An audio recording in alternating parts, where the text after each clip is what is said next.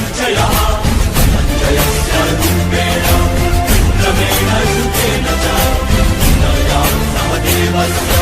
संशोधपुरस्य Abhimanyu Abhimanyu